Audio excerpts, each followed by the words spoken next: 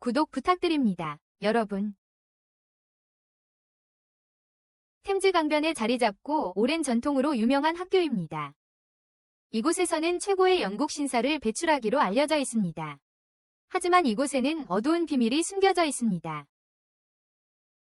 13세의 CL 펜터마이브 백작, 영국 여왕의 감시견이자 그의 악마 집사 세바스찬은 이 비밀을 밝혀내라는 임무를 받았습니다. 비밀들을 말이죠. 여왕의 사랑하는 조카가 1년 반 넘게 집으로 돌아오지 않았습니다. 이전에는 가족들에게 자주 편지를 쓰고 매 여름 집에 왔었는데 말입니다. 조사를 위해 CL은 웨스턴에 학생으로 입학하여 이상한 일들을 겪게 됩니다. 학생들 내부의 문제 발생과 부패 사건들. 이것은 블랙 버틀러, 공립학교 편, 시리즈의 5번째 이야기입니다. 따라잡으셔야 한다면 제가 블랙 버틀러에 대해 만든 이 시점까지 모든 정식 스토리를 다룬 이전 영상을 시청하세요. 설명란에 링크해 두었습니다. 그렇지 않다면 시작해서 학교에 입학해봅시다. 학교 정문이 닫히려는 순간 CL 펜터마이브는 간신히 입학합니다. 시간 맞춰서요. 큰 시계를 바라보며 CL은 학교가 템즈 강변에 있다는 것을 알아챕니다. 그리고 웨스턴 칼리지는 영국에서 가장 명문인 사립학교입니다. 광대한 부지는 거대한 학교 건물들과 고딕 양식의 예배당들이 미로처럼 얽혀 있습니다. 양식으로 오랜 역사를 가진 기숙사가 4곳 있으며 학생들은 무엇보다 전통을 중시하는 엄격한 규율을 따릅니다. 남학생 전용 기숙사를 포함하여 독특한 커리큘럼과 최고 수준의 교육자들이 있습니다. 이것이 학생들을 진정한 영국 신사로 만든다고들 합니다. 모든 귀족 가문들은 아들들에게 그 학교가 부여하는 지위를 얻기 위해 엄청난 수업료를 기꺼이 지불합니다. 첫인상이 중요하니 CL은 집중해야 해. 하지만 잔디를 밟는 바람에 바로 망쳐버리고 주변 사람들은 숨을 헐떡이며 작게 속삭이기 시작해. 그리고 이제 수석 4명이 다가와. 금발의 에드가 레드먼드는 곧바로 CL의 넥타이를 잡아당겨 모두들 그가 CL을 때릴 거라고 생각하게 만들어. 하지만 알고 보니 그의 삐뚤어진 넥타이를 고쳐주고 있었던 거야. 에드가는 CL이 새 학생이라 그를 몰랐고 그때 허먼 그린일이 교장 선생님이 블루하우스에 새로운 학생이 들어온다고 말씀하셨다고 설명해줘. 그때 로렌스 블루어가 웨스턴 칼리지 규칙 48조를 읽습니다. 선을 넘을 수 있는 사람은 퍼펙트 또는 퍼펙트의 허락을 받은 사람뿐입니다. 그는 CL을 꾸짖었는데 여기에 오기 전에 규칙을 암기했어야 했다고 말했습니다. 하지만 CL이 서거하기도 전에 그레고리 바이올렛이 안으로 들어가자고 했습니다. 그에게는 햇볕이 너무 강했기 때문입니다. CL은 무사히 넘어가고 맥밀런이 블루하우스 1학년이라는 공통점 때문에 CL에게 자기소개를 했습니다. 둘 다 블루하우스 1학년이었기 때문입니다. CL은 Y와 피포 같은 용어를 계속 듣고 있다고 설명했고 맥밀런은 Y가 벌의 단위라고 설명했습니다. 벌을 받으면 라틴어를 100줄 필사해야 합니다. 학생이 벌을 받으면 라틴어 100줄을 필사해야 합니다. 육행시로. 그러고는 피포는 물론 사감 4명이라고 설명했습니다. 조끼천을 직접 고를 수 있는 4명의 학생들만 허용됩니다. 각 기숙사의 대표들이죠. 주옥여우 기숙사 대표는요. 귀족 출신 학생들의 기숙사 대표는 에드가입니다. 성옥골빼미 기숙사 대표는요. 학업 우수생들의 기숙사 대표는 로렌스입니다. 녹색사자 기숙사 대표는요. 무술과 스포츠에 뛰어난 학생들의 기숙사 대표는 허먼입니다. 그리고 마지막으로 바이올렛 울프하우스의 수장은요. 예술 분야에서 뛰어난 학생들의 기숙사인 그레고리입니다. 맥밀런이 피포가 되는 것에 열광하는 와중에도 CL은 잔디밭을 뛰어넘지 못하는 것을 다소 비생산적이라고 말했습니다. 기숙사 안에서 클레이튼이 CL을 잡아 블루하우스에 환영합니다. 그들이 CL을 공중으로 던져 축하하는 와중에 선생님 겸 기숙사 사감이 다가와 소란 때문에 모두에게 Y를 부과하겠다고 위협합니다. 그리고 그것은 다름 아닌 세바스찬이 CL을 환영하는 것이었습니다. 여기서는 마이클리스님으로 알려져 있습니다. CL에게는 그런 건 중요하지 않았습니다. 그는 자신의 집사가 다른 사람들을 학생들에게 훨씬 더 빨리 하지만 세바스찬은 그에게 너무 심하게 굴면 무례하게 될 것이라고 생각했습니다. 톰과 의리에 대해서 결국 그는 정말 훌륭한 기숙사 사감이니까요.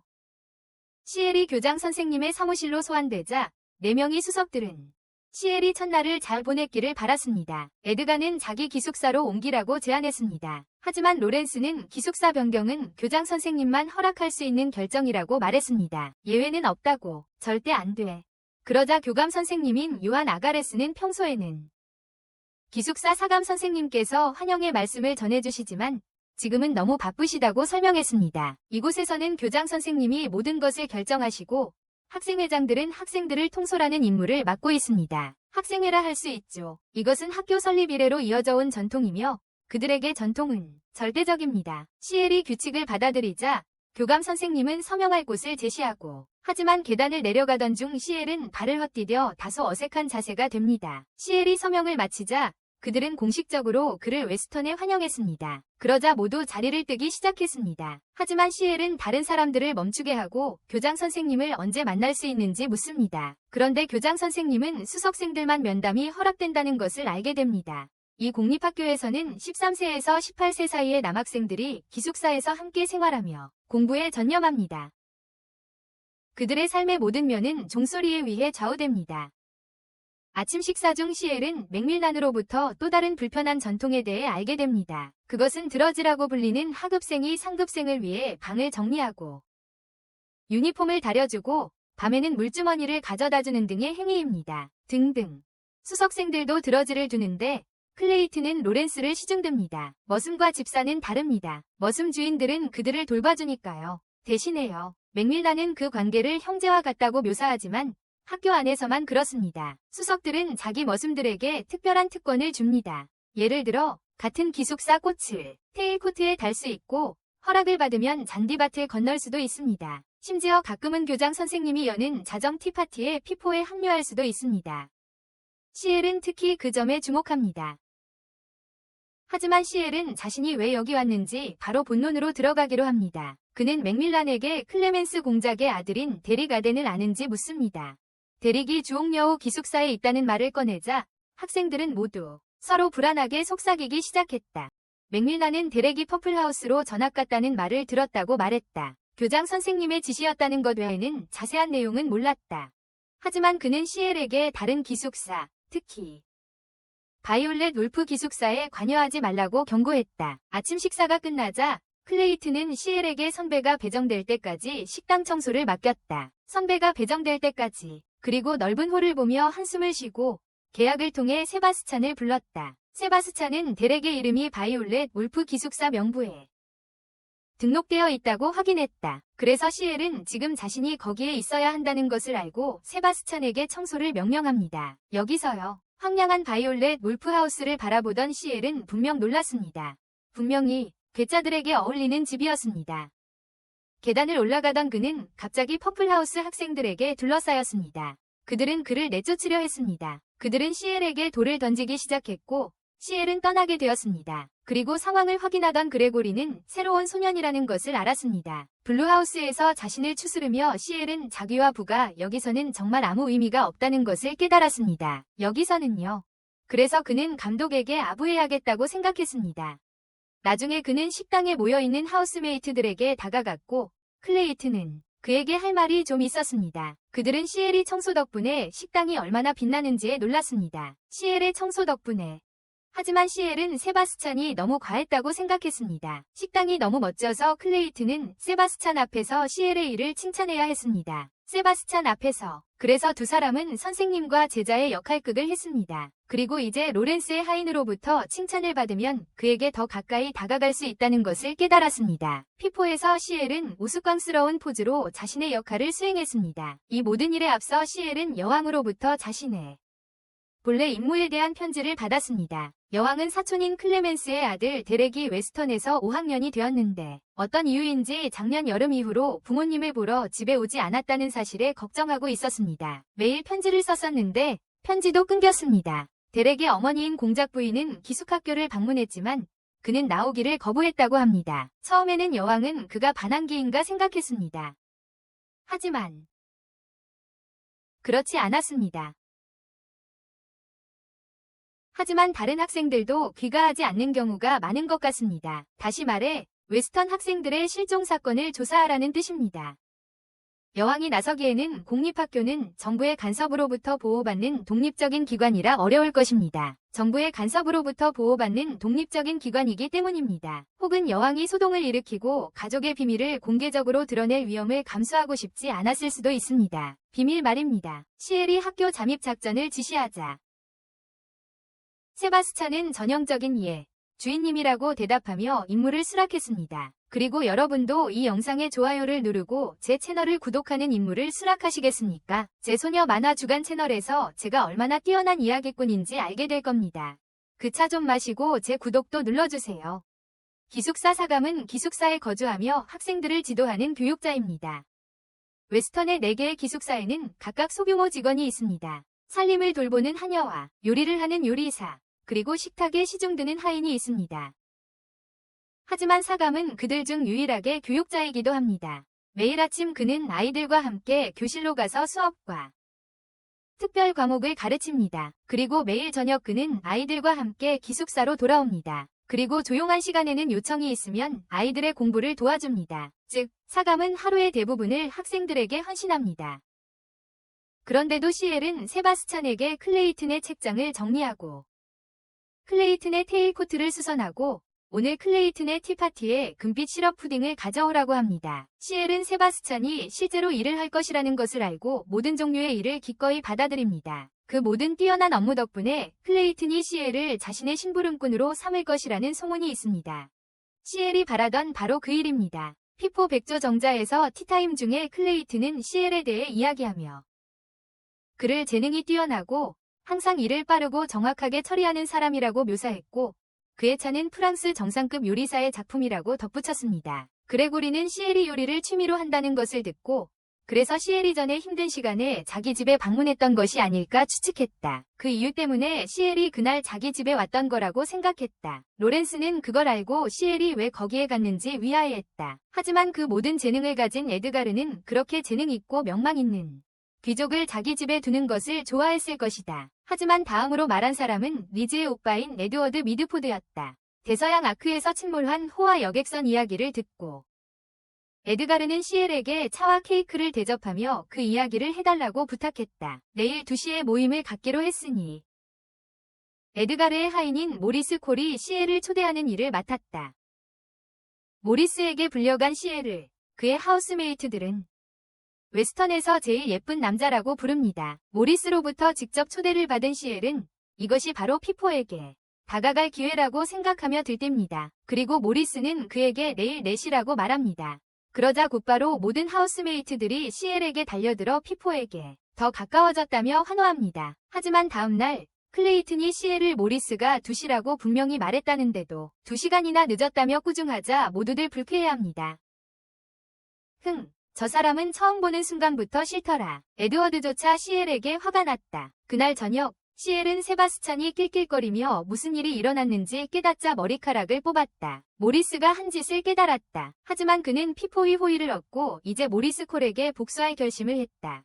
모리스 콜에게 그는 모리스의 손이 너무 매끄럽다는 점을 들어 그가 거짓말을 자주 한다고 생각했다. 대부분의 자벽부들은 상전들을 위해 일하면서 손이 거칠어진다. 시엘은 복수를 위한 첫 번째 명령을 내리고 세바스찬에게 모리스가 학대했던 다른 학생들을 찾도록 강요한다. 그래서 다음날 세바스찬은 모리스가 2 소년에게서 일을 받는 것을 목격했다. 에드가를 위해 해야 할 일 대신에. 그리고 나서 2 소년은 모리스의 심부름꾼 자리를 차지하기 위해 싸웠습니다. 세바스찬과 시엘은 모리스에 대한 정보를 얻기 위해 어떤 수단도 마다하지 않았습니다. 모리스 말입니다. 그러던 어느 날 도서관에서 세바스찬은 조엔 하코트라는 소년을 발견했는데 그는 집착하는 듯했다. 마음에 많은 고민이 있는 사람을 읽고 있었다. 조엔은 한 번 모리스가 자신에게 졌다고 주장한 것을 고백했다. 수한 가제보 초대장이 있었지만 그는 개인적으로 한 번도 받지 못했다. 그러다 어떻게든 초대장이 그의 책상에 나타났고 조엔은 그 때문에 울었어요.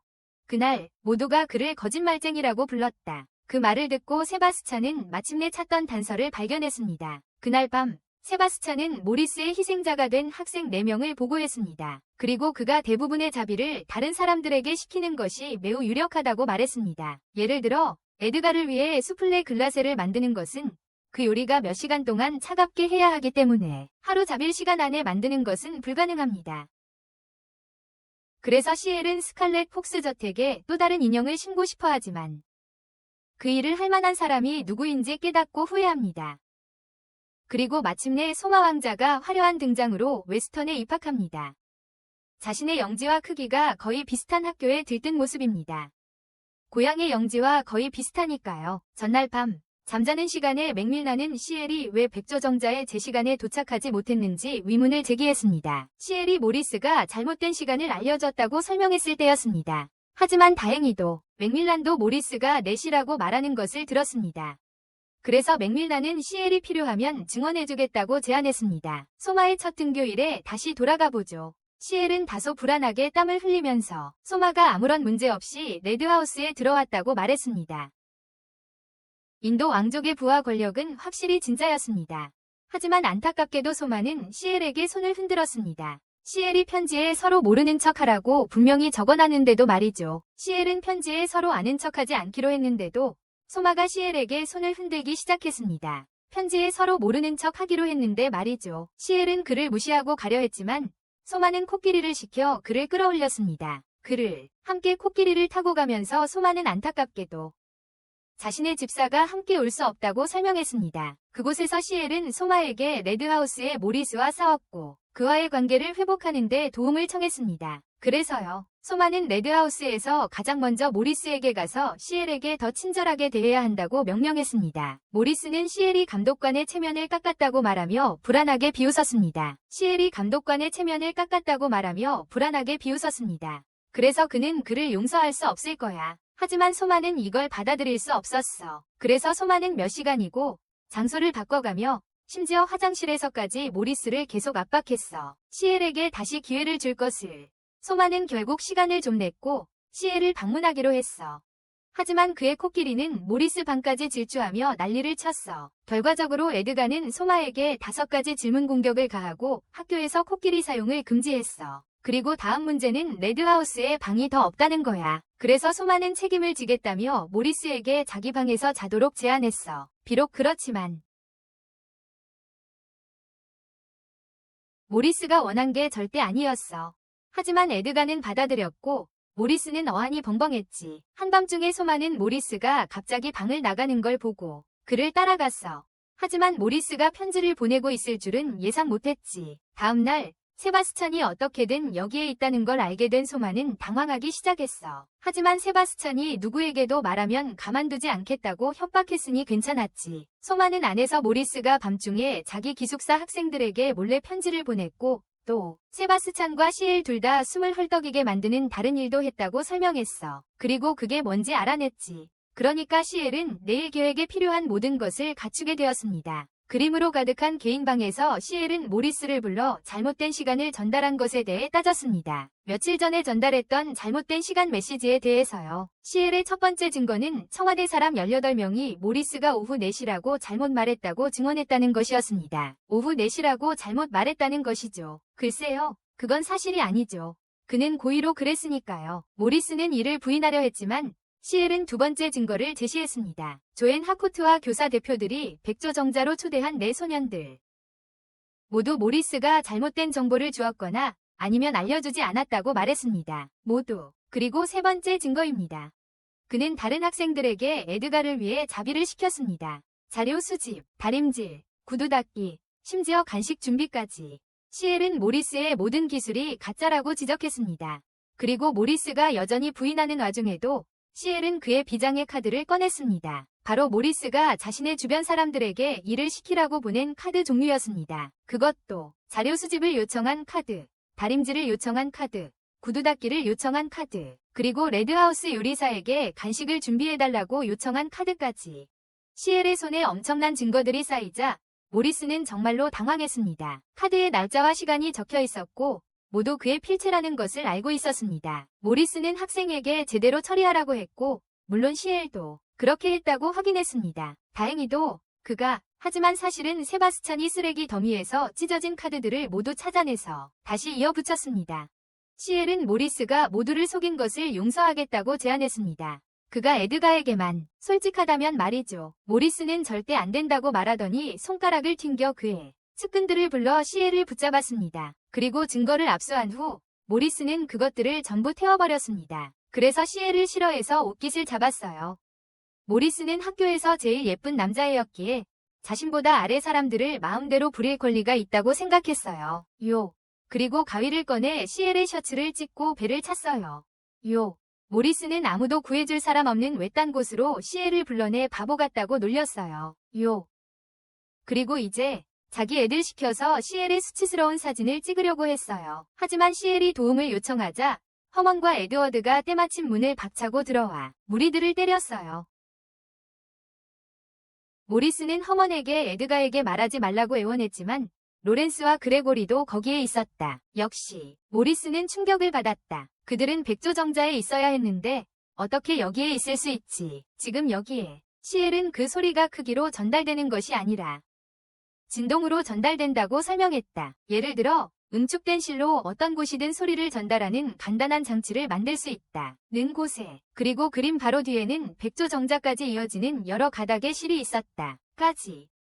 에드가는 모리스가 자신을 배신했다는 것을 알고 모든 일을 알게 되었습니다. 그는 사람을 판단하는 자신의 능력에 부끄러움을 느꼈습니다. 그리고 모리스의 마음을 상하게 한 에드가는 형제의 관계를 끊었고 그로 인해 모리스는 비명을 질렀습니다. 그러자 시엘은 에드가에게 손수건을 건네주며 모든 사람에게 정직하게 말한다면 모든 사람의 신뢰를 되찾을 수 있을지도 모른다고 말했습니다. 그래서 시엘은 손수건 안에 가짜 눈썹과 속눈썹으로 잘생긴 척하는 모리스의 사진을 보여주었는데 그 사진은 세바스찬 덕분에 학교 전체에 퍼져 있었습니다.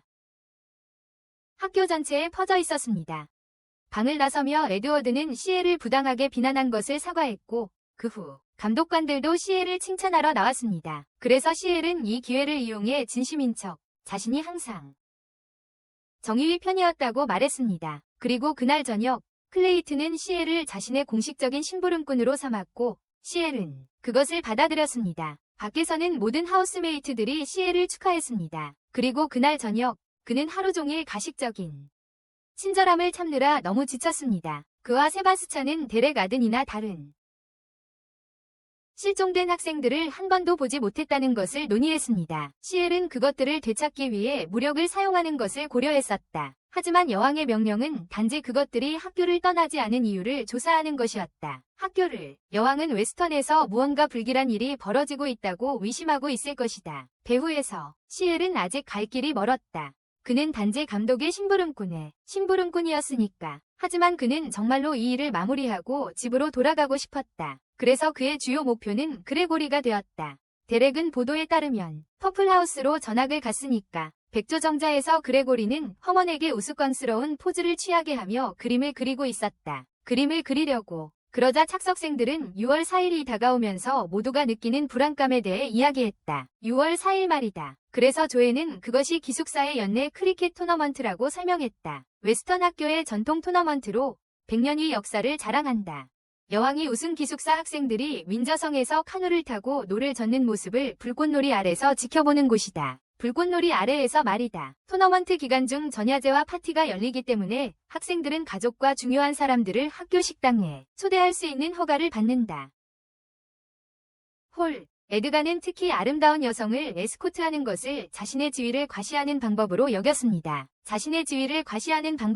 하지만 그레고리는 그런 에드가를 본 적이 없었습니다. 그때 시엘은 허먼이 자세를 유지하고 있는데도 그레고리가 그렇게 하라고 시키고 있다는 것을 알아챘다. 그를 전혀 그리지 않고. 그러자 에드가는 로렌스 주위에는 항상 여자들이 꼬인다고 농담했습니다. 하지만 로렌스는 그 말을 달가워하지 않았습니다. 왜냐하면 그는 사실 누나가 3명에 여동생이 4명이나 있었기 때문입니다. 그리고 그레고리가 허먼 대신 로렌스를 스케치하는 것을 보고 시엘은 정말로 에드가는 시엘이 에드워드의 여동생과 약혼했다는 말을 들었다고 했지만 에드워드는 그 여자아이가 자신을 응원하러 대회에 꼭 온다고 말하며 가로챘습니다. 자신을 응원하러 온다고요? 리지의 애정을 놓고 싸움이 될 거라는 걸 아는 에드가는 시엘이 리지와 얼마나 진전이 있었는지 물었고 시엘은 얼굴을 붉혔고 에드워드는 확실히 충격을 받았습니다. 그러자 허먼은 자세를 풀고 일꾼들에게 대회에 집중하라고 꾸짖었습니다. 그래서 그레고리는 허먼이 자세를 푼 것을 꾸짖었습니다. 하지만 그레고리는 허먼에게 전혀 1%의 관심도 주지 않았습니다. 그러자 시엘은 그레고리에게 더 가까이 다가가기 위해 대화를 시도했습니다. 하지만 잘 되지 않았어요. 그래서 시엘은 전략을 바꿨어요. 다른 기숙사와 경쟁하는 게 얼마나 힘들지 자기가 그곳에 친구들이 있다는 걸 언급하기 시작했어요. 그는 친구인 데리가든을 언급했고 그로 인해 그레고리는 화를 냈다. 3개의 다른 접두사가 눈을 크게 뜨며 필기구를 바라보았다. 레드하우스에 있다는 편지를 썼다고 말했어요. 그래서 시엘은 그가 퍼플하우스로 이사 왔다는 사실에 놀랐어요. 로렌스는 데렉의 소속을 파악하는 데 시간이 걸렸기 때문이라고 설명했어요. 성격. 에드가는 데렉이 한동안 자기 심부름꾼이었다고 말했고 그레고리는 그가 괴짜라고 말했습니다. 하지만 시엘은 여왕의 편지 어디에도 그런 내용이 없다고 생각했습니다. 그래서 시엘은 데렉의 전문 분야가 무엇인지 캐물었습니다. 동시에 로렌스는 암기라고 답했고 허머는 크리켓이라고 답했고 에드가는 시라고 답했고 그레고리는 자수라고 답했습니다. 시엘은 4명이 모두 다른 답을 한 것이 이상하다고 생각했지만 에드가가 그들의 교장 선생님이 그를 재배치한 사람이라고 말하며 그의 말을 잘랐습니다. 교장 선생님의 결정은 절대적이었습니다. 그들은 6월 4일에 대해 더 이야기했지만 시엘은 그들의 속셈을 간파했습니다. 규칙을, 피포가 무언가를 숨기고 있다는 것이 분명했습니다. 나중에 에드워드가 훈련하는 동안 시엘은 그에게 데렉에 대해 더 질문했습니다. 하지만 그 외에는 추가 정보가 없었고 그래서는 안 됐다고만 했습니다. 레드에서 퍼플로 전학 온 다른 학생들도 있었는데 이상하네요. 하우스. 데렉은 다른 학생들의 이름을 몰랐고 그들의 전학 이유도 몰랐습니다. 전학 이유도. 하지만 교장의 결정이었기에 그가 할 수 있는 일은 아무것도 없었습니다. 할 말이 없어. 그때 시엘이 가려고 하자 에드워드가 그를 붙잡고 이 일이 그의 경비견 임무와 관련이 있는지 물었다. 하지만 시엘은 자기와 상관없다고 말하며 손을 뿌리쳤다. 나중에 맥밀런은 글리슨, 하디, 아이작, 그리고 툴레우스가 다른 보라색 기숙사로 옮긴 학생들이라고 설명했다. 하지만 교장 선생님이 결정한 일이라 별로 신경 쓰지 않았다. 그러자 시엘은 다른 학생들에게 데렉에 대해 물어보기로 했다. 어떤 학생은 그가 빠른 주자라고 했고 또 다른 학생은 뛰어난 무용수라고 했고 또 다른 학생은 데렉이 미술 작품으로 상을 받았다고 들었다고 했다. 하지만 모두 교장 선생님이 그의 전학을 결정했다고 말했어요. 시엘은 데렉의 진짜 성격이 어떤지 곰곰이 생각하는 동안 그레고리는 그를 계속 지켜보았습니다. 같은 장소에서 세바스찬은 부교장 요한에게 데렉에 대해 묻고 있었습니다. 하지만 부교장도 할 말이 별로 없었습니다. 그러자 부교장은 갑자기 계단에서 크게 넘어졌고 머리에서 피가 똑똑 떨어지는데도 계속해서 죄송합니다. 죄송합니다. 죄송합니다. 하고 말했습니다. 매우 익살스러운 방식으로 말이죠. 세바스찬은 그를 양호실로 데려다주겠다고 했지만 부교장은 괜찮다고 했습니다. 세바스찬은 밤에 시엘을 도서관으로 불렀지만 그러고는 갑자기 그의 입. 잠시 후 로렌스가 들어왔고 주위를 둘러본 세바스찬은 그에게 무언가 찾는 중이냐고 물었다. 그는 아무것도 찾는 게 아니라고 부인하며 나갔다. 하지만 로렌스는 아무것도 아니라고 부인하며 나갔다. 다른 사람이 없자 세바스찬은 시엘을 내보냈다. 그가 미행당하고 있다는 것이 분명했다. 그들은 학생들과 교수진 모두 이상하게도 데렉 아덴에 대해 전혀 정보가 없다는 것을 논의했다. 그래서 시엘은 과감한 조치를 취할 때라고 생각했다. 퍼플하우스에 도착하자 시엘은 세바스찬의 램프를 던졌고 세바스찬은 그것을 발로 찼다. 퍼플하우스에 불을 지르러 바로 갔어요. 시엘은 웨스턴 규칙 87조를 알고 있었죠. 화재나 학교 건물 내의 다른 재난과 같은 비상 상황에서는 학생들은 학교 운동장으로 신속히 대피하여 감독에게 출석을 확인받아야 했죠. 데렉을 찾을 수 없자 시엘은 데렉이 자신에게 오는 것이 더 낫다고 생각했어요. 그에게로 오는 게 건물에 불이 붙자 시엘의 지시에 따라 학생들이 대피하기 시작했고 시엘은 세바스찬에게 데렉과 실종된 학생들을 찾으라고 지시했어요. 강화된 악마의 시력으로 수색했지만 데렉과 다른 학생들은 퍼플하우스를 제외한 모든 사람들을 다 찾아봤지만 어디에도 없었습니다. 그러니까 데렉은 애초에 퍼플하우스에 없었던 거예요. 다른 3명의 반장들이 모든 것을 확인하기 위해 왔고 그레고리가 모든 학생들의 출석을 확인했다고 보고하자 시엘은 더욱 궁금해졌습니다. 피포는 분명 실종된 소년들에 대해 무언가를 숨기고 있을 겁니다. 필요한 정보를 모두 알아낸 시엘은 세바스찬에게 불을 끄라고 명령했고 그는 셀마의 코끼리에 물통을 들고 나타났습니다. 학생들이 불을 끄려고 준비하기 시작하자 그레고리가 갑자기 퍼플하우스에 들어오지 말라고 소리쳤습니다. 상황이 분명 어색해졌지만 셀마의 설득으로 그레고리는 그들의 도움을 받아들였다. 다음날 학교에서 시엘은 다시 한번 무엇을 해야 할지 몰라 쩔쩔맸다. 그는 교장 선생님께 갈 방법이 필요했고 마침 운 좋게도 맥밀런이 교장 선생님은 매년 크리켓 시합을 관람하고 잘한 선수 한 명을 자정의 다과회에 초대한다고 설명했다. 하지만 잘했다는 기준이 명확하지 않았다. 선택된 선수는 교장 선생님 눈에 신사다운 행동을 해야 했다. 작년에는 클레이튼이 관중석의 한 여성을 보호하기 위해 공 앞에 몸을 던졌다. 그때 갑자기 클레이튼이 나타나 CL과 따로 이야기하고 싶다고 했습니다. 그는 CL이 블루하우스를 대표하여 참가할 11인 중 한 명으로 선택되었다는 소식을 전했습니다. 토너먼트에 참가하게 된 것입니다. 그 이유는 블루하우스의 강점이 항상 전략적 능력이었고 모리스를 제압한 CL의 모습이 관장 세바스찬을 설득하여 그를 초청하게 만들었습니다. 6월 4일 이전 2부 파티로 장면이 바뀌는데 요한이 손님들을 환영하고 참가하는 네 집안을 소개합니다. 건물을 뒤흔들 만큼 압도적인 첫 등장은 그린 라이온하우스의 행진이었습니다. 그러자 우아하게 떨어지는 장미꽃잎과 함께 우아한 스칼렛 폭스가 등장합니다.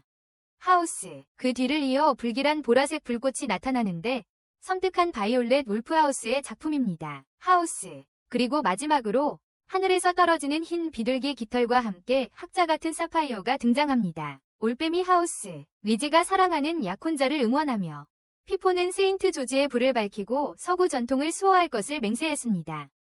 정정당당하게 싸우겠다고 1889년 하우스 간 크리켓 토너먼트였습니다.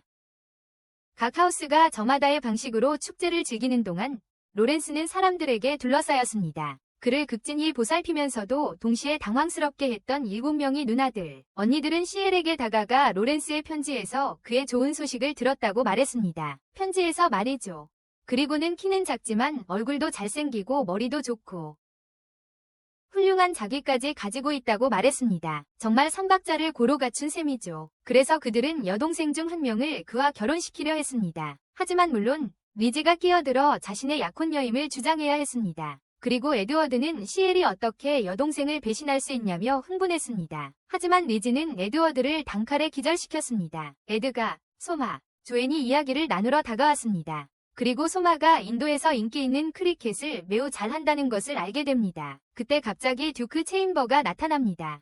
그리고 그는 에드가의 삼촌인 것 같습니다. CL은 에드가가 누군가를 떠올리게 한다는 것을 알았습니다. 공작도 여기서 학교를 다녔습니다. 리즈와 그녀의 어머니는 세바스찬을 발견했습니다. 그리고 미드포드 가족 모두가 그가 여기에 있다는 것을 알게 되면서 그들은 이제 알게 되었습니다. CL은 여왕의 경호견 임무 때문에 여기에 온 것뿐이었습니다. CL은 에드워드에게 내일 토너먼트에서 주저할 필요가 없다고 말했습니다. 그러자 리즈가 달려와 CL을 껴안고 응원했어요. 에드워드는 분명 화가 났죠. 에드워드는 블루하우스가 그린하우스를 이길 가능성은 전혀 없다고 말했어요. 매년 그린하우스가 우승했으니까요. 하지만 리즈의 아버지가 나서서 블루하우스가 한 번 이긴 적이 있다고 말했어요. 바로 그 해의 말이죠. 그 해는 사파이어 기적의 해로 알려져 있죠. 알렉시스 미드포드는 그해 그린하우스의 반장, 디트리히의 심부름꾼이었어요. 그리고 디트리히는 블루하우스 반장. CL의 아버지인 빈센트 팬터마이브의 태평한 태도에 끊임없이 화를 냈어요. 그러자 빈센트는 일어나 디트리히 같은 독일인들을 빵처럼 뻣뻣하다고 놀렸습니다. 그래서 디트리히는 빈센트에게 화를 내서 쳤지만 빗나가 그의 책만 맞았습니다. 빈센트가 운동장에서 빈둥거린 것 외에도 디트리히는 특히 화가 났는데 빈센트가 예정된 준비 작업도 소홀히 했기 때문에 디트리히가 대신 해야 했었습니다. 그를 대신해서 말이죠. 그 후 디트리히는 빈센트와 블루하우스의 나머지 사람들을 모욕했습니다. 하지만 빈센트는 그것을 달가워하지 않고 디트리히에게 6월 4일 크리켓 토너먼트에서 어느 쪽이 이길지 내기를 제안했습니다. 이기는 쪽은 지는 쪽에게 거절할 수 없는 명령 하나를 내릴 수 있었습니다. 승자는 패자에게 거부할 수 없는 명령 하나를 내릴 수 있었습니다. 디트리히는 승낙하며 자기가 이기면 빈센트는 반장직에서 물러나야 한다고 말했습니다. 자신의 위치를 후회하게 될 거야. 격렬한 패배 후 빈센트는 블루하우스를 최초의 승리로 이끌었어. 그래서 빈센트는 디트리히를 자신의 심부름꾼으로 삼았지. 디트리히는 깜짝 놀랐을 거야. 빈센트는 항상 충성스러운 독일계를 원했고 디트리히는 웨스턴 칼리지 시절 이후에도 그를 섬길 거야. CL은 자신의 아버지가 사파이어 기적으로 블루하우스를 이끌었다는 사실에 놀랐어. 하지만 CL은 기적을 믿지 않았어. 그는 힘으로 승리를 쟁취할 거야. 첫 경기는 블루하우스 대 레드하우스로 시작되었어. 레드하우스의 멋진 스타일이 유리하게 흘러가는 듯 했습니다. 하지만 레드하우스가 메뉴에 없던 치킨 미트 파이를 먹게 되면서 상황이 바뀌었습니다. 조앤이 CL에게 공을 던지자 CL은 갑자기 쓰러졌고 다른 레드하우스 멤버들, 에드가를 포함해서 모두 심한 배탈이 나기 시작했습니다. 모두 CL과 세바스찬의 계획 덕분이었습니다. 점심시간 전에 세바스찬은 그들의 미트파이를 자신이 설사약을 넣어 만든 것으로 바꿔치기 했던 것입니다. 설사약을 넣은 파이로 말이죠. 그래서 스칼렛 폭스하우스는 경기를 계속할 수 없게 되어 기권 처리되었습니다. 로렌스와 블루하우스의 나머지 멤버들에게는 충격적인 일이었습니다. 그린하우스가 기이한 퍼플하우스를 손쉽게 이기고 나서 그들은 다음 라운드를 준비하게 되었습니다. 결승전에서 블루하우스와 맞붙었습니다. 그리고 블루하우스는 그린만큼 운동신경이 뛰어나지도 않았지만 그들은 첫 번째 전략을 실행에 옮겼어. 블루하우스 팀은 세바스찬이 오케스트라를 지휘하는 동안 눈을 감고 흔들었다. 완벽한 타이밍에 맞춰 음악을 연주해요.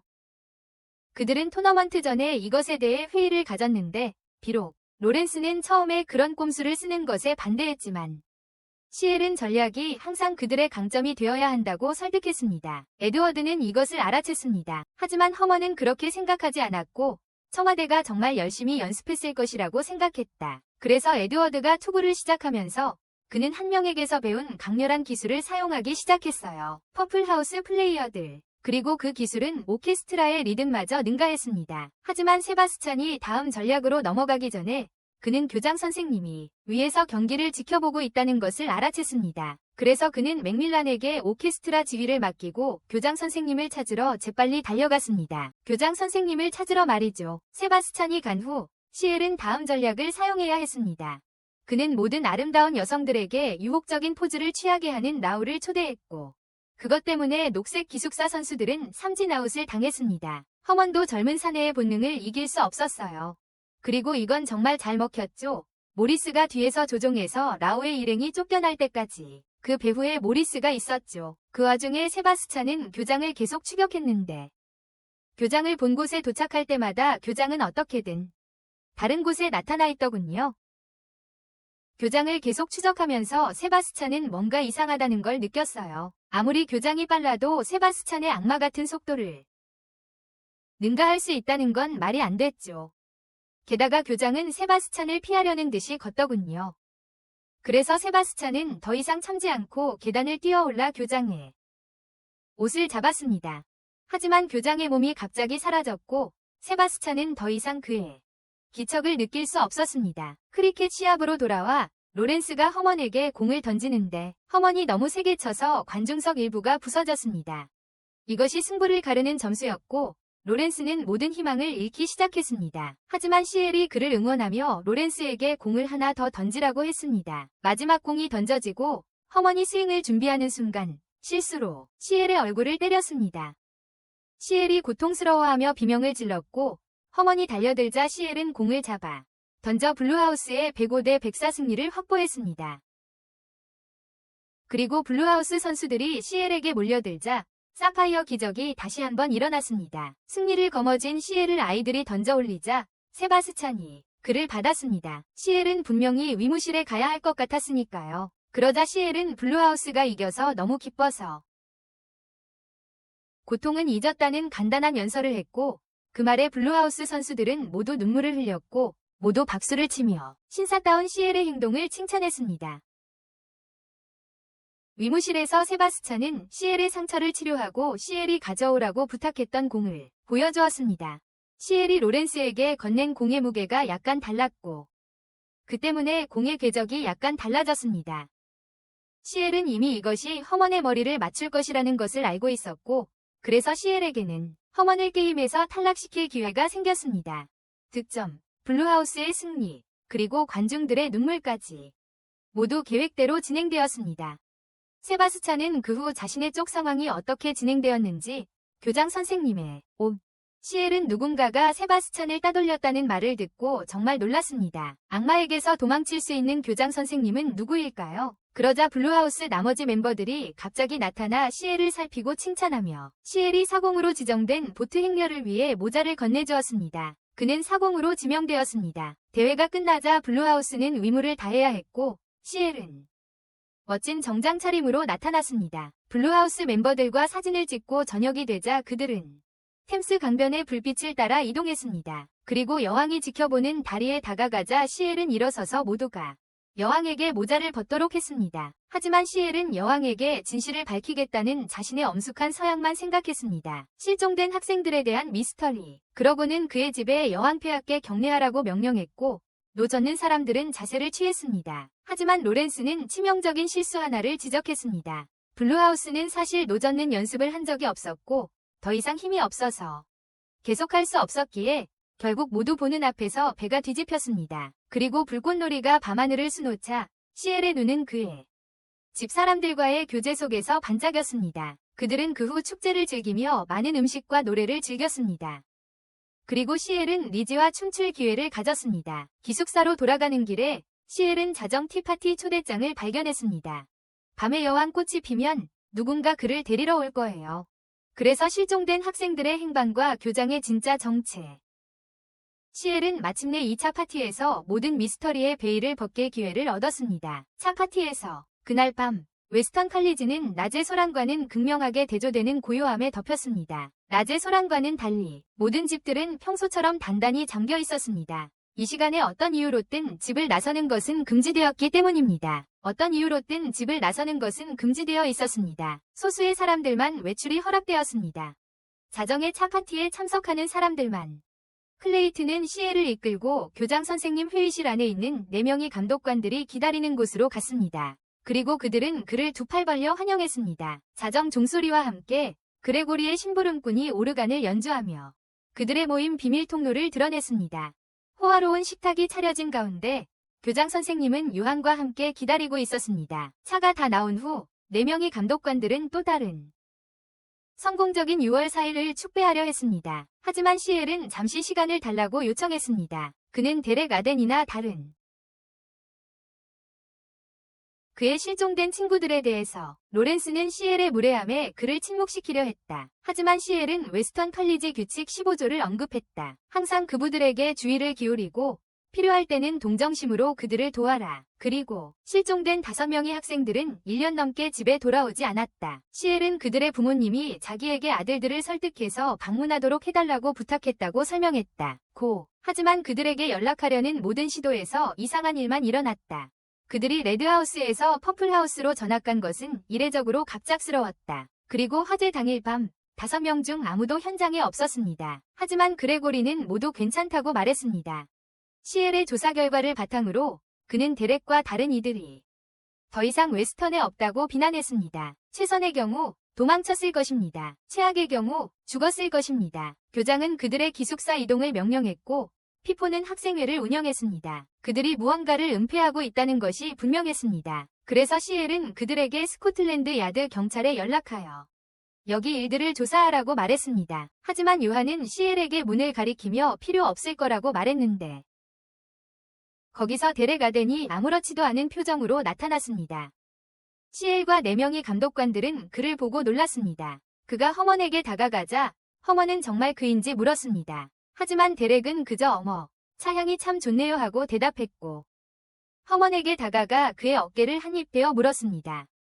에드워드가 데렉의 얼굴을 발로 차 날렸지만 데렉은 고개를 획 젖히며 비명을 지르며 이마에 박힌 봉합선을 드러냈습니다. 그것은 시엘이 콩파니아호의 좀비들에게서 보았던 봉합선과 똑같았습니다. 그러자 시엘은 세바스찬을 불렀고 세바스찬은 재빨리 테이블볼을 벗겨내 그를 붙잡았습니다. 데렉은 아무렇지도 않았습니다. 고통스러워하는 허먼을 보며 세바스찬은 그의 상처를 치료했습니다. 다른 학생들은 세바스찬을 보고 놀랐고 시엘은 그가 자신의 집사라고 밝혔습니다. 그의 집사라고 말입니다. 그리고 그가 웨스턴에 입학한 진짜 이유는 데렉과 그의 친구들을 찾기 위해서였습니다. 친구들이었습니다. 그는 모두에게 데렉이 이미 죽었다고 설명하고 교장에게 총을 겨눴습니다. 교장 선생님께 아직 기절할 듯이 허먼은 그들이 하고 싶었던 것은 오직 학교를 지키는 것이었다고 말했습니다. 것이라고 말했습니다. 학교 문장에는 성조지가 용을 물리쳐 나라를 구했다는 전설적인 이야기가 있었습니다. 그들은 악의 근원을 제거하지 않으면 재앙이 계속될 것이라고 생각했습니다. 늘 그랬습니다. 피포는 그 가르침을 진정으로 마음에 새겼습니다. 그래서 그들은 데렉을 죽이는 것이 최선의 방법이라고 결정했습니다.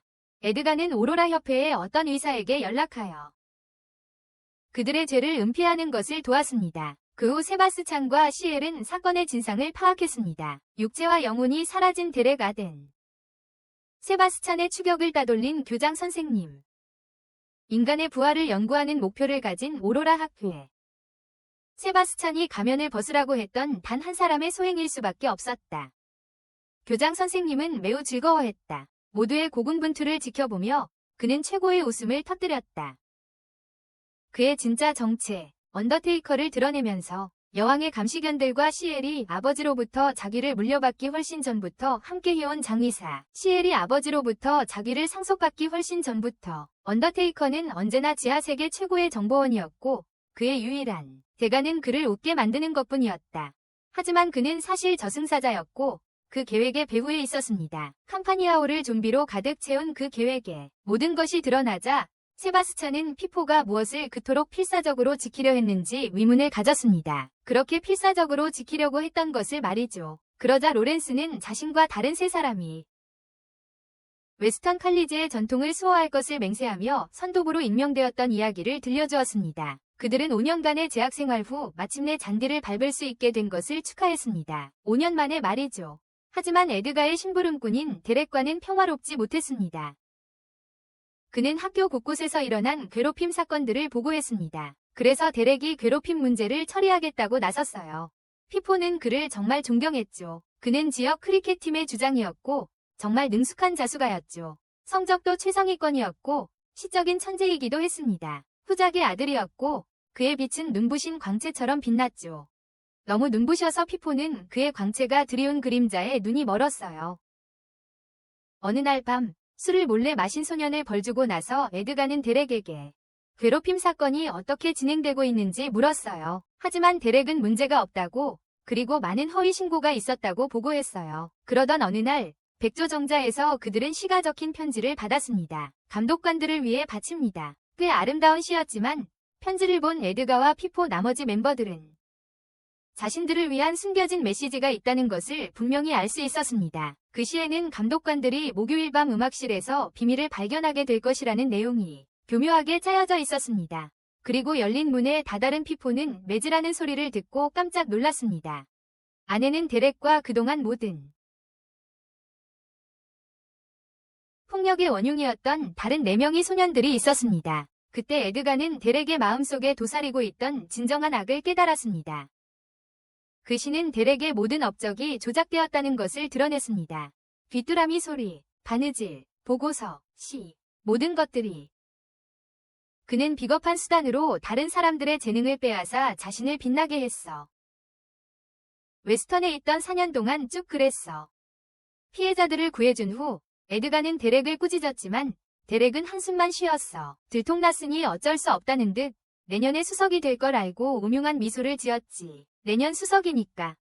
데렉은 이 모든 걸 심각하게 받아들이지 않았어.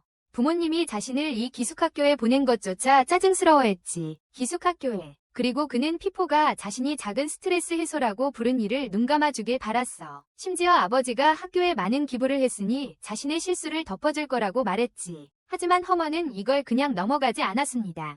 그는 부학생에게 이 사실을 교장 선생님께 보고하겠다고 소리쳤습니다. 교장 선생님께 보고하겠다고 말이죠. 그래서 데렉은 그들이 언급했던 부학생 요한을 불렀습니다. 요한은 4학년들에게 상황을 이해한다고 말하고 데렉과 그의 친구들에게 2번이 왜를 날렸습니다. 데렉과 그의 친구들에게 말이죠. 그러자 데렉은 역사상 가장 비꼬이는 사과를 했습니다. 그리고 4학년들이 항의하자 요한은 그들을 무례하다고 말했습니다. 그리고 그가 돌아서서 떠나려는 순간 에드거는 그의 손에 들린 술을 알아챘습니다. 데렉과 그의 친구들이 학교에 몰래 반입했던 술이었습니다. 요한이 데렉과 공모했던 것이 분명했습니다. 허먼은 이를 받아들일 수 없다고 생각했고 데렉을 죽였습니다. 살려두면 학교의 전통이 속으로부터 썩어 들어갈 것이라는 걸 알았기에 나머지가 도망치려는 것을 보고 그레고리는 출구를 막았고 에드가와 로렌스는 부학장을 제압했습니다. 모두 죽어야 했습니다. 허먼은 자신의 행동에 대해 깊은 후회를 느꼈지만 그의 동료들은 이것이 최선이었다고 확신시켰습니다. 그때 에드가는 오로라 협회에 연락하면 이 문제를 해결할 수 있다고 결정했습니다. 그리고 퍼펙트들은 서로 맹세했습니다. 모든 책임, 모든 죄를 웨스턴을 위해서 함께 짊어지겠다고. 교장 선생님은 세계 일주 여행 중이셔서 가을까지 돌아오시지 않을 거래요. 가을까지요. 그래서 그들은 직접 나서기로 했어요. 로렌스는 이 사건이 알려지는 것을 막아 웨스턴의 명예를 지키고 싶다고 설명했어요. 세상에 알려지는 것을 막고 싶다고요. 하지만 시엘은 그들이 사람을 죽이는 것을 받아들일 수 없었어요. 이에 언더테이커는 웃음을 터뜨렸어요. 이것은 그가 생각하기에 얼마나 비극적이고 우스꽝스럽고 흥미로운지 보여주는 진정한 모습이었어요. 인간이 얼마나 그렇다고 생각했죠. 그리고 처음으로 세바스찬은 로렌스의 말을 듣고 그에게 동의했어요. 여기 전통이 최고의 신사들을 길러냈다는 둥 쓸데없는 소리를 계속 짓걸렸어요. 신사들이요. 시엘은 그저 교육과 세뇌 사이의 미묘한 경계라고만 생각했죠. 피포는 전통의 노예나 다름없었으니까요. 그래서 더 이상 논쟁할 필요를 느끼지 못했어요. 시엘은 자신이 특정한 귀인을 위해 이 사건을 조사해왔고 이제 밝혀낸 진실을 침묵할 수 없다고 발표했어요. 하지만 그들의 처벌에 있어서 상황을 고려해달라고 요청할 거예요. 고려해달라고요. 그러니 남은 건 언더테이커를 처리하는 것뿐이에요. 오래가진 않았지만 데렉은 어느 정도 의식이 있는 것 같았어요. 시엘이 봤던 다른 좀비들보다 확실히 오래 의식이 있었죠. 그때 언더테이커는 죽은 자를 진화시키는 방법을 공개했어요. 그저 그들에게 미래에 대한 동경을 심어주기만 하면 되었죠. 인간은 마지막 순간에 자신이 걸어온 길의 기억들을 되짚어봐요. 마치 영화 필름처럼요. 그러니까 언더테이커는 죽은 자들이 항상 원했던 미래의 기억을 그 영화 필름에 덧붙이기만 하면 되었던 거죠. 인간과 구분할 수 없는 좀비를 만드는 성공률은 꽤 낮았지만 언더테이커는 그 결과가 궁금했던 거예요. 실험들. 그리고 그는 작별 인사를 할 준비가 되었다. 하지만 시엘은 세바스찬에게 언더테이커 체포 명령을 내렸다. 하지만 요한이 세바스찬의 추격을 먼저 막아섰다. 세바스찬은 그날 요한이 계단에서 떨어진 것이 이상하다고 생각했다. 그리고 알고 보니 그는 그때까지 좀비였던 것이다. 그러자 언더테이커는 손가락을 튕겨 데렉의 친구들을 불렀다. 그래서 피포와 그들의 부하들은 대피하기 시작했다. 하지만 조에는 시체가 자신을 공격하려 하자 움직일 수 없음을 느꼈다. 하지만 시엘은 재빨리 그를 끌어냈다. 시엘이 도망치려 하자 언더테이커가 공격을 시작했습니다. 그리고 세바스찬을 간발의 차로 피한 언더테이커는 시엘을 붙잡았습니다. 이 모든 것은 세바스찬의 예측이었습니다. 언더테이커가 시엘과 더 가까웠기에 세바스찬은 어쩔 수 없이 언더테이커 추격을 포기하고 어린 주인을 보호해야 했습니다. 그리고 언더테이커는 그들을 조롱하며 사라졌습니다. 세바스찬이 모든 시체를 처리한 후 시엘은 어떻게 이 모든 것을 여왕에게 설명해야 할지 궁금해했습니다. 세바스찬은 진실을 말하는 것을 제안했습니다. 변태적인 취향을 가진 전 대사신이 죽은 자들을 되살리고 있습니다. 하지만 시엘은 그가 그걸 믿을 거라고 생각하지 않았다. 그러자 에드워드가 돌아와서 아무것도 모른 채 여기에 남았다면 자신이 두려웠을 거라고 말했다. 아무것도 몰랐으니까. 그는 딱 그 수석들처럼 되었을지도 몰랐다. 살인죄를 정의로 착각하는 사람이 되었을지도 모른다는 것이다. 하지만 시엘은 그가 여전히 그 모든 것에 두려워한다면 그는 여전히 정신이 온전하다는 것을 그에게 안심시켰다. 나중에 시엘은 여왕에게 모든 상황을 설명했다. 다행히도 피포의 처벌은 단순히 학교에서의 퇴학이었다. 하지만 이것은 친절해서가 아니었다. 여왕의 친척 중 한 명이 죽었기 때문이다. 자신의 잘못이 원인이었다. 그녀는 큰 스캔들을 막기 위해 관대하게 처벌했다. 공식 발표는 데렉과 다른 이들이 보트 사고로 사망했다는 것이었다. 그들의 시신은 비밀리에 매장되었다. 관련된 모든 사람들은 철저히 항구령이 떨어졌고 웨스턴의 생활은 변함없이 계속되었다. 새로운 피포는 그들의 역할을 맡았지만 미드나잇 티파티의 비극을 목격한 것은 그들의 열정을 꺾었다. 여왕은 죽은 자의 부활이라는 진실을 받아들였는데 시엘은 그것이 언젠가 영국의 위협이 될 것이라고 믿었다. 시엘이 집으로 돌아가는 길에 맥밀런으로부터 편지를 받았습니다. 하지만 시엘은 읽을 생각이 없었고 세바스찬에게 처리하라고 했습니다. 그래서 집에서 세바스찬은 사파이어 올빼미 우승사진을 꺼냈습니다. 그들은 조정훈련 전에 사진을 불태웠습니다. 하지만 모든 것이 평화롭지는 않았습니다. 여왕은 좀비의 공격이라는 생각에 두려워했지만 그들이 동맹이 된다면 더 좋을 것이라고 생각했습니다. 저택으로 돌아와 하인들이 하루 음식을 준비하는 동안 세바스찬은 메이린과 피니에게 특별한 관심을 기울였습니다. 그 후 그는 시엘을 깨워 하루 준비를 시키며 그들이 가야 한다고 알렸습니다. 런던에 있는 그들의 향수 부티크 회사를 조사하다 세바스찬은 또한 메이린의 안경 처방전을 업데이트하고 피니의 모자를 교체해달라고 요청하는데 패치가 눈에 너무 띄기 때문이다. 시엘이 대답하려는 순간 셀마가 끼어들어 학교를 그만둔 것에 대해 시엘을 흔들며 아무 말도 하지 않았다고 나무란다. 셀마는 계속해서 수업이 너무 쉽다고 말하는데 왕족 자녀로서 이미 모든 것을 어렸을 때 배웠기 때문이다. 그때 아그니가 들어와서 개인 교사에게서 배운 셀마 왕자의 뛰어난 학습 능력을 칭찬한다. 그리고 시엘과 세바스찬에게 오랜만이네요 라고 인사한다. 그러고는 시엘과 세바스찬에게 오랜만이네요 라고 인사한다. 하지만 세바스찬은 그가 웨스턴 칼리지에서 아그니를 약간 당황하게 만들었던 것을 기억합니다. 아주 실수로 셀마의 코끼리를 놀라게 해서 모리스의 방으로 들이받게 한 건 아그니였습니다. 그리고 그 방에 있었죠. 그리고 그는 크리켓 토너먼트 중에 붉은 팀의 식탁 밑에 있었죠. 셀마에게 치킨 미트 파이를 줄 수 없어서 실망했습니다. 왜냐하면 세바스찬이 이미 레드하우스를 위해 하나 만들었기 때문입니다. 그러자 셀마는 아그니를 믿지 못한 것에 대해 꾸중하기 시작했고 시엘과 세바스찬에게 도망칠 기회를 주었습니다. 그들은 먼저 안경가게에 들렀는데 메이드인이 완벽한 안경을 골랐습니다. 자신을 위해서 세바스찬이 사주겠다고 하려는 순간 그녀는 당황해서 넘어졌다.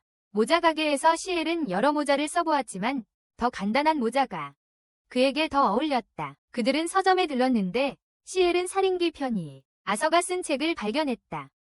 시엘은 그의 글을 항상 좋아했기에 한 권 사기로 했다.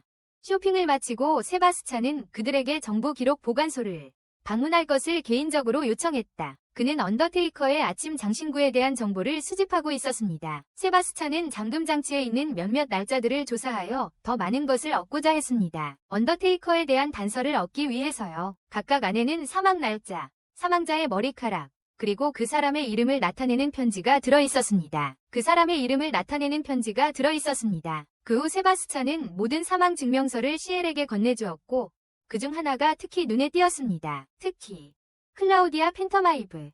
시엘은 그녀가 자신의 할머니라는 것 외에는 그녀에 대해 많이 알지 못했습니다. 그리고 이제 언더테이커가 펜터마이브 가문과도 관련이 있었던 것이 분명해졌습니다. 시엘의 부모님이 살아계실 때 그들은 이제 언더테이커와 시엘의 가족과의 관계가 어떠했는지 궁금해했습니다. 마침내 그들의 주요 목적지인 펀팀 향수 가게에 도착했습니다.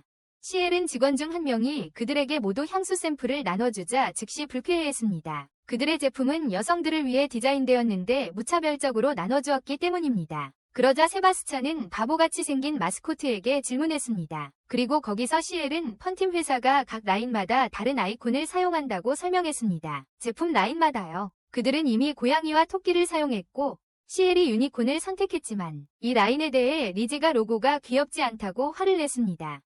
세바스찬은 시엘이 빠르게 성장하는 여성용품 시장에 적절한 시기에 진출한 것을 칭찬했습니다. 여성용품 시장에 말이죠. 하지만 시장 데이터와 제품 품질만으로는 아가씨들의 마음을 사로잡기에는 부족하다는 것을 그는 알고 있었습니다. 젊은 아가씨들의 마음을 말이죠. 시엘은 점점 더 짜증이 났지만 갑자기 모두 여자의 비명소리를 들었습니다. 여자의 비명소리가 들렸습니다. 그러자 세바스찬은 재빨리 자리를 뜨고 말이 달아난 전복된 마차를 발견했습니다. 말이 달아나버린 마차였습니다. 그는 조사 끝에 유명 여배우 아이린 디아즈를 찾았다. 그 여자는 맨 오브 머더스 아크 동안 그들의 파티에 갔고 이제는 다른 남자와 함께하고 있어. 그녀의 마지막 남자친구는 경쟁 오페라 하우스 출신이었어요. 이래는 공연에 늦었다고 설명했지만 라이벌 오페라 하우스 남자와의 관계를 대중에게 알릴 수는 없다고 했습니다.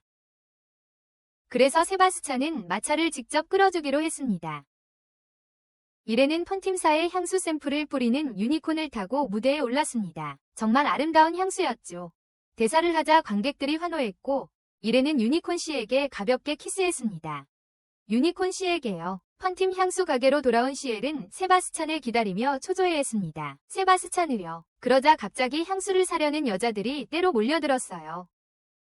세바스찬의 유니콘 같은 활약 덕분에 이제는 장사가 잘 되고 있었죠. 그는 시엘을 위해 했던 홍보 활동을 설명했어요. 덧붙여. 이제 완판되었으니 시엘은 공식적으로 이레네를 자사해 향수 브랜드 광고 모델로 고용했어요. 다른 한편 독일 사냥꾼들과 그들의 개들이 여우를 쫓고 있었어요. 어두운 숲에 들어설 때까지. 한 남자는 자신감에 차 있었지만 다른 한 남자는 그렇지 않았어요. 이곳은 유령이 나온다는 숲으로 알려져 있었거든요. 안으로 들어가자 한 여자가 그들에게 떠나라고 말하며 놀라게 한다. 그녀는 이곳이 숲은 늑대 인간들이 지키고 있다. 하지만 남자들은 그녀의 경고를 무시하고 더 안으로 들어갔습니다. 하지만 그들은 그러지 말았어야 했습니다. 개들이 그녀가 말했던 짐승 같은 늑대 인간에게 끊임없이 짖는 것을 발견했습니다. 그들은 다음으로 팬텀 하이브 모험을 위해 어디로 갈까요? 시청자가 충분히 많다면 계속해서 올리겠습니다. 하지만 지금은 이 다음 영상을 시청하세요. 다음 영상에서 뵙겠습니다.